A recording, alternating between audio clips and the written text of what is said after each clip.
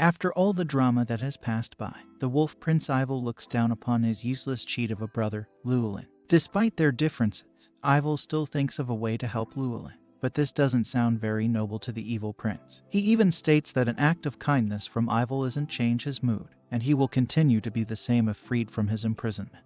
With that, Llewellyn angrily yanks his chains and screams at his brother without any regard.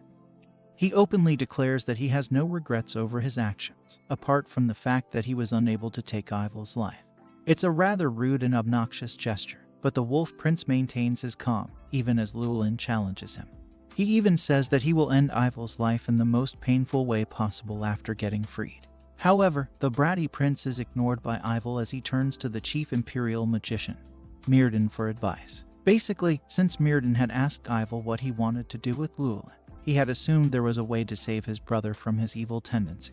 Llewellyn feels insulted over being ignored and calls out to his brother, but it's of no use. Myrddin confirms his assumptions and says that she does intend to cure Llewellyn. However, since he was exposed to dark magic for such a long time, it will take a lot more effort to help him out. She brings out a fancy collar and says that it can be used to extend Llewellyn's life. Ival takes a look at it and is confused at first, but learns that he can infuse it with light magic. Hence, he can place this collar around his brother's neck and make him obey his commands like a faithful dog. This will be possible because of Ival's powers as the Wolf Prince, which will also be used to suppress the dark magic residing within Llewellyn. Of course, the bratty prince will never willingly put on something like that, and he declares it with confidence. Once again, his words are ignored in hilarious fashion as Ival confirms with Myrddin that the collar will be effective regardless of what the wearer wants. This is a great chance to learn more about Phelos, who has already awakened the dark forces within Llewellyn. Also, Ival feels that the collar would be a great way to punish his brother, because he deserves to live and be humiliated rather than be given a quick death. The Wolf Prince says this with a smile on his face that terrifies Llewellyn, especially because he has a huge debt he needs to pay for his tomfoolery. Now, the scene shifts to our hero Reinel, who is unable to control her laughter over the sight of Llewellyn cleaning the floor like a faithful servant. Ival is also present and explains that he stripped his brother of all nobility and has given him the lowest job in the palace. Llewellyn can only mutter and groan, but has to obey Ival because of the collar. Reinel is glad her lover boy came up with such a nice punishment because the bratty prince shouldn't be let off so easily. Reinel continues to mock and insult Llewellyn by saying he couldn't defeat Ival even after cheating to such a shameless degree. On top of that, she also says that Llewellyn is useless without Phelos, and it triggers him to the point where he tells her to shut up. However, he continues to clean the room while telling Reinel and Ival that he is going to do everything in his power to kill them. The Crow girl finds this hilarious and carries on with her mocking, which frustrates Llewellyn immensely. The maid Nadia walks into the room and is surprised to see Llewellyn in his current state. She refers to him as a prince, but Reinel tells her he doesn't have that rank anymore. Ival rubs more salt on his wound by saying Llewellyn is actually a much lower rank than Nadia. The Wolf Prince then asks her if she would be willing to teach Llewellyn how to be a good slave, since he doesn't know how to work properly. This puts an evil smile on Nadia's face as she now has the chance to have some fun with the bratty prince. She kicks things off by taking her new apprentice to the storage room, which is quite messy. She tells him that he needs to clean it completely and also organize the items in the room, which is going to be a hardcore task. To make things worse for him, Nadia says that she'll make him repeat the whole thing if she finds even the smallest speckle of dust. Llewellyn starts to contemplate his own existence and lets out a scream in anguish. Reinel can hear this, but Ival simply brushes it off as strange noises, and the couple proceeds to enjoy some tea together. Of course, Ival is still concerned for his crow girl, but she has the wind elemental Mui for protection, so he can be a bit more relaxed than usual. After a brief moment of thought, Ival puts down his cup of tea and decides to move ahead with his next plan of action. He tells Reinel that he needs to introduce her to some aristocrats now that she can move around freely in her human form. It will just make things a whole lot easier for her, because she had to hide in the Imperial Palace all this time. Ival maintains that there will still be people who will engage in idle gossip, because Reinel is neither a human nor an aristocrat. Having said that, these will just be jobless people, so there is no threat towards our hero's life. Reinel understands that people are going to be uncomfortable around her since she is the bird of death, and then Ival comes up with a solution. He decides to have her blessed by the most powerful person in the Empire, which will help keep her protected against the gossip mongers. Basically, Ivel is trying to come up with a way to introduce Raynell to his father, and he eventually brings it up. This makes the Crow girl extremely nervous, and even Mui is left speechless. As expected, this gesture makes Raynell spiral out of control and she loses her sense of composure. An official meeting with Ivel's dad to receive his blessings is definitely a big step, and it makes her wonder if her relationship with the Wolf Prince is moving too fast. She's particularly worried about the king because he seems to be a cold person. After all, he had no hesitation in making both his sons fight till the death in order to claim the throne. Once again, our hero goes into another one of her dramatic fantasies, where she imagines the king as some fancy mob boss who tries to pay her off so that she can stay away from his son. The nervous look on her face says it all as she asks Ivel what will happen if his dad says no to her.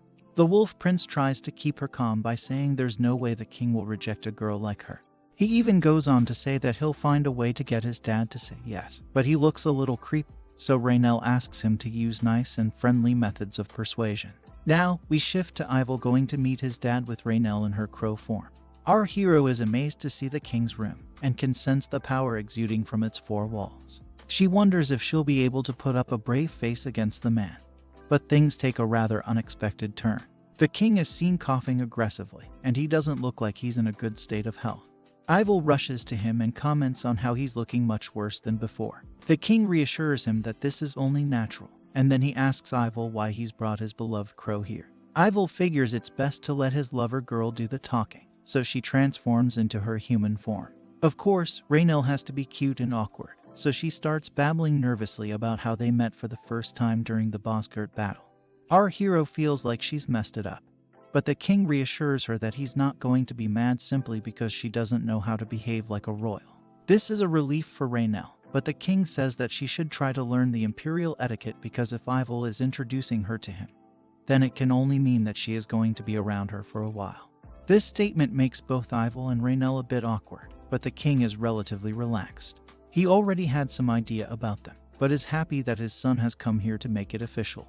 What this means is that he can finally leave his empire to Ivel as he sets out to join his wife in heaven.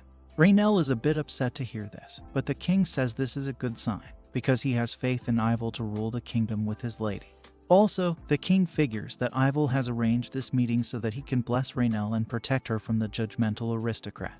However, he tells his son that he is already a respected wolf, and should not worry about the opinions of others, especially when it's about the woman he wishes to mate with. He tells Ivel to protect Raynell with his life, and the Wolf Prince agrees with his words. The king then shifts his attention to Raynell, who worries that he's going to scold her as well. However, he simply holds her hand and gives her the license to boss Ivel around. This behavior takes the crow girl by surprise, because she never expected the king to have such an emotional side. She smiles at him and says she will try her best. This is all the king needs to hear, so he blesses both Ivel and Raynell, after which he passes on to the next life. It's a rather intense moment, but the only thing going on in Raynell's head is the fact that she will now officially be marrying Ivel. The Wolf Prince asks her if this has made things difficult, so she tells him not to take her antics so seriously. In her head though, Raynell worries whether it's all right for her and Ivel to get married. This world is moving on its own, but at the same time, it's exactly like the game she was playing. In this game, Ivel is supposed to fall in love with someone else, so our hero wonders if that is going to happen here as well. It's not about trusting her lover boy, but Raynell doesn't know if Ivel has the ability to defy the rules of the game. Such thoughts can only raise her anxiety, and to top it off, she doesn't even know how her life is going to eventually turn out in this world. Technically speaking, she's only a side character in the game who has no role to play. What really bothers her is that if the main female actually shows up in the game, she might just disappear from its reality. The true problem, though, is not about whether Raynell will survive, but rather about what will happen to Ivel if she disappears. They're clearly in love and deserve to be with each other, so Raynell doesn't want to hurt his feelings by marrying him, only to vanish later. Ivel has no idea what's going on with his lover girl, and then Raynell makes it even more difficult for him. She says that she needs some time to think about this, because she doesn't know if their relationship is romantic or familial. Of course, this is only till she figures out if there is another woman who is going to come into Ivel's life. However, for the time being, she has to keep her feelings on hold, and the marriage we all wanted to see might not happen for a while. How are things going to turn out for the couple? Like, share, and subscribe to find out in the next video. See you soon.